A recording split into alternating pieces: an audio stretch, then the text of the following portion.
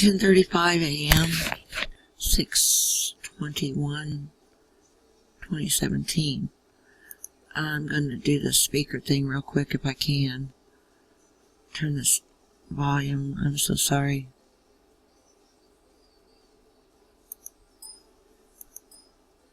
Hopefully that's better. Overmodulating, am I? Grr. Okay, guess what, Denise Woolery? Formerly Family Services, 65301 Sedalia, Missouri, who was out to get me, and retaliatory, and several other things. I just got off the phone with Hickory County just to get kind of an idea. Do you remember us, the Myers, North Washington? Lost a son in that house because everyone thought I was nuts when I said there was something wrong with him. Then came the second one, and everybody's a little more appreciative of their career fields and acting a little bit more genuine, but still not actually cutting the mustard. My mother bought a house for us because we got so little after we lost the print shop that she got us for a wedding present. No one got on the Crabtree's kids, though, or on them for leaving them to fend for themselves with shut-off notices pending and a cold box pizza while they traipse up to the city to probably enjoy a nice ribeye or maybe even a filet mignon. John went and paid the shut-off notices so we could keep running the shop. Meanwhile, we get no gratia at all, grazie, from that bunch of malforms that attended that LDS church with that county circuit court judge and couldn't pay the rent. So we lost it, thus losing our income, thus losing our livelihood, thus forcing the barrel to continue to roll with the child support overdue.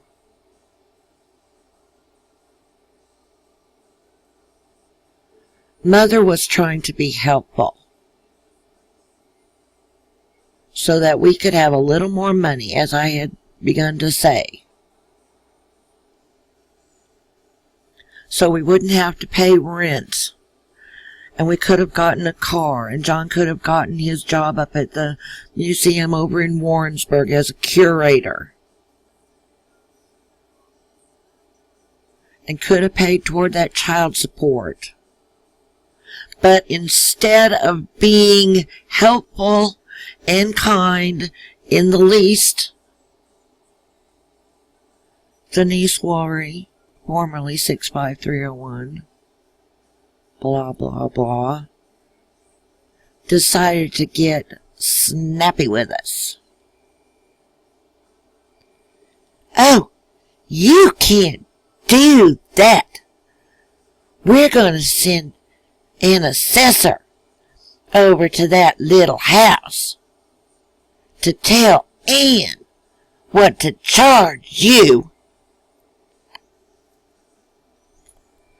Helpful, my shiny red hiney. How much help is that, actually?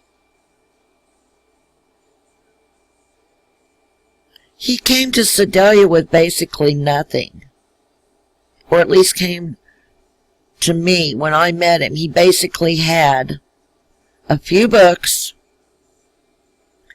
a black wrought iron candelabra for whatever reason that could be, no candles to go in it,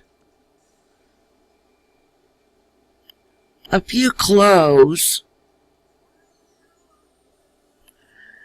and like a 70s or 80s style kitchen counter clock radio, which, by the way, we were listening to during the World Series in 1985, having wild and crazy monkey sex in his boarding house room.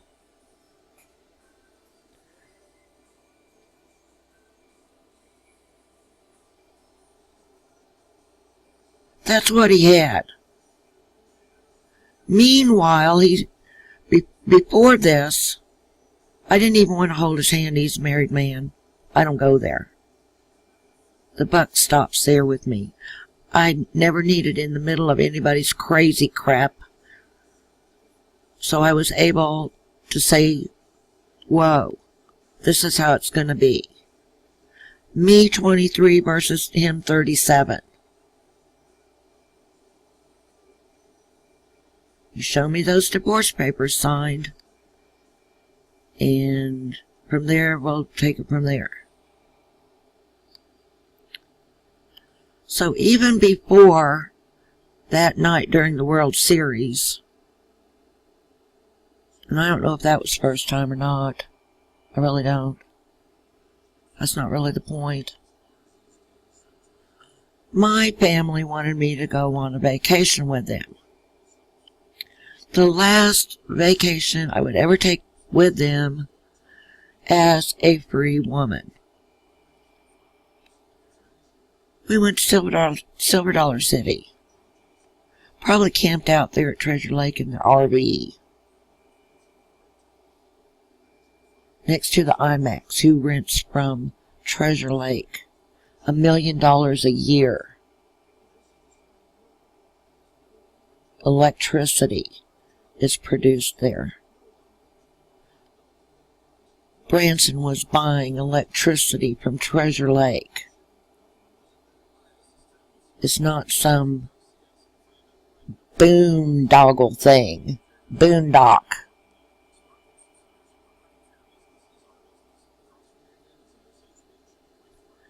His wife decides, since he's got a younger chick now,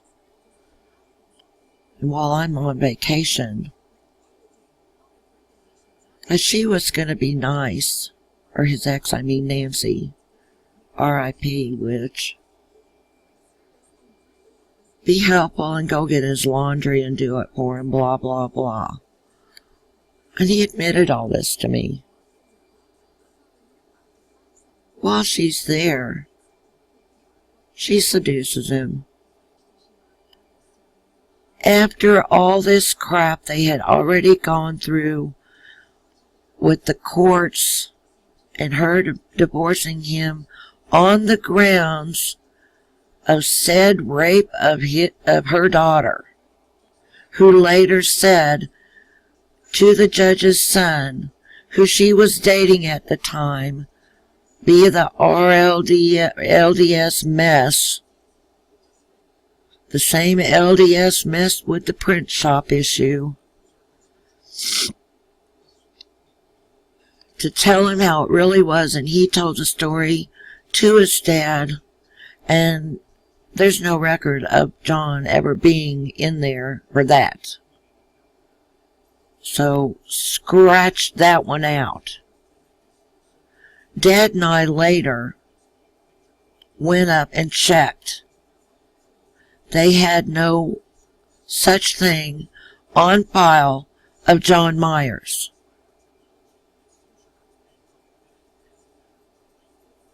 How was John charged as a repeat offender with no prior?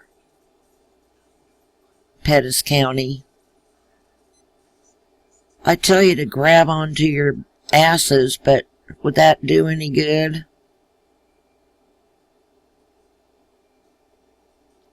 Back to this house issue. Denise obviously had it out for me, or in for me, whichever way you want to look at it. And quite frankly, and I still remember her vividly, the orange clown hair that she had in a permanent at the time, an afro.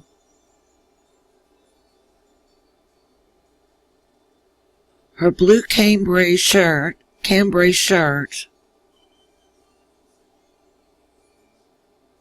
although someone, probably her mother, embroidered on it. Tucked into tight blue jeans. Sometimes she wore cowboy boots, sometimes she wore sneakers, white ones. And belted around the middle. If that doesn't say bull-dyke, what does? Plus she smelled like a brewery. And we called her on the carpet about it. Not the clothing, not the attire,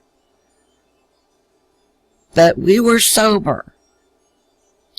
We attended 12 by 12 religiously.